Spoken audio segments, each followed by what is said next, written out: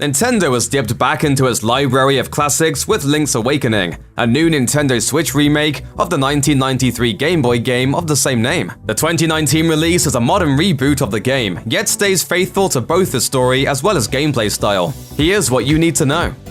The original Link's Awakening was the first Zelda game released for Nintendo's Game Boy. The current remake is essentially the same game, but with some notable updates. The most visible difference is, of course, the graphics, with 3D renderings and bright colors. Yet the remake still retains a retro Zelda look and feel. So when I played it on the original Game Boy version, it was on this small screen, and it felt like a small world, but very vast. The top-down gameplay puzzles and animations are similar to the original, only sharper, brighter, and smoother. Old-timers will miss the camera shop, but we now have the chamber dungeons, customizable areas that players can create from bits and pieces of the game to create new challenges. At the end of the previous game, A Link to the Past, series protagonist Link sets out to explore the world in his boat. A storm leaves him shipwrecked, and he washes up on the shores of Koholint Island. There, a local girl named Marin finds him unconscious and takes him home to recover. He is eventually reunited with his shield and magic sword, but he still has to figure out the details of how to get off the island, especially considering he no longer has a boat. This isn't the last he'll see of Marin or her father. Unlike other Zelda games, Link's Awakening is set entirely on Koholint Island, rather than the Kingdom of Hyrule.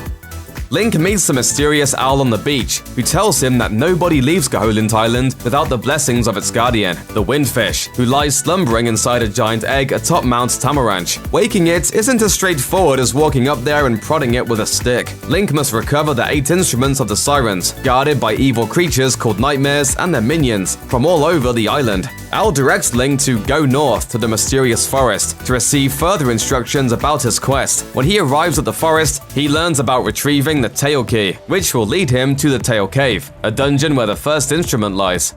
Within each of the 8 dungeons, Link must defeat a nightmare and its dastardly minion monsters before he can get his hands on the prize. In the Tail Cave, for instance, Link fights a nightmare called Moldorm before he earns his reward, the Full Moon Cello. And apart from the main dungeons, there are 3 mini-dungeons to explore, as well as the bonus Color Dungeon. Arguably, the most annoying nightmare is the clown-like genie in Bottle Grotto, the second dungeon, who taunts Link mercilessly and retreats into its bottle at the first sign of trouble. Overall, the boss fights are pretty challenging, even though each one has a weakness. Other nightmares include Anglerfish, Slime Eel, Facade, Evil Eagle, and Hothead.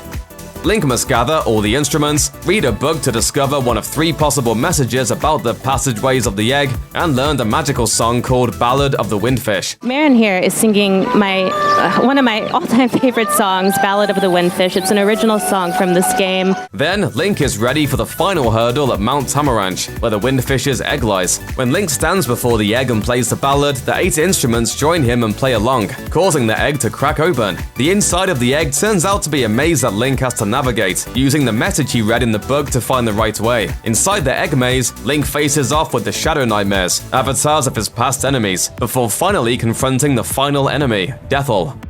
As Link hacks down enemies and solves puzzles, he has conversations with NPCs, does various side quests, and discovers secrets, painting the larger picture of the island. The most astounding plot twist comes during Link's search for the 6th instrument in the Face Shrine. When he makes his way into the southern part of the Face Shrine, he finds a mural depicting the Windfish and Owl. It says, "To the finder, the Isle of Koholint is but an illusion, a scene on the lid of a sleeper's eye. Awake the dreamer, and Koholint will vanish much like a bubble on a needle." So is everything that happened just a dream, like in Super Mario Bros. 2?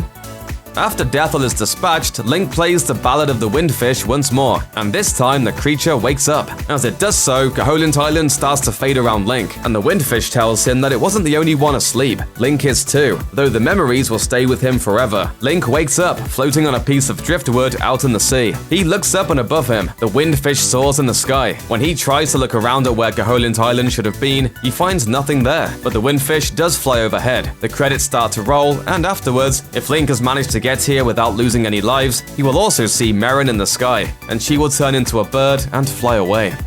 There are plenty of optional side quests and Easter eggs in Link's Awakening. A fun one is the Color Dungeon, originally made for the Game Boy Color's DX version to show off, you guessed it, colors. Color maybe not quite as novel as it was on the Game Boy Color, but still really neat to see that all of the content of that DX version is represented here. Apart from various color-based puzzles, if Link navigates to the end, he gets a choice of color from the Fairy Queen, red for added power or blue for increased defense. He can also try his hand at an arcade claw game at the trendy game shop, collect the secret seashells to gain the seashell sword, or relax at the fishing pond. Then there's the trading sequence quest, in which Link acquires various items to trade with people for rewards. His prize for completing the trades is a magic magnifying lens that can help him seek out the windfish.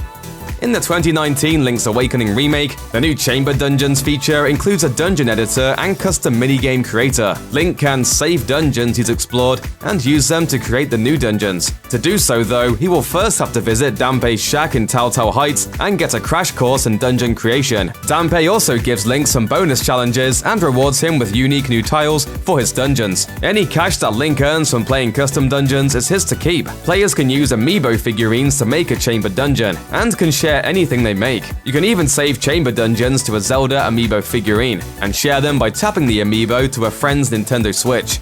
Check out one of our newest videos right here, plus even more SVG videos about your favorite games are coming soon. Subscribe to our YouTube channel and hit the bell so you don't miss a single one.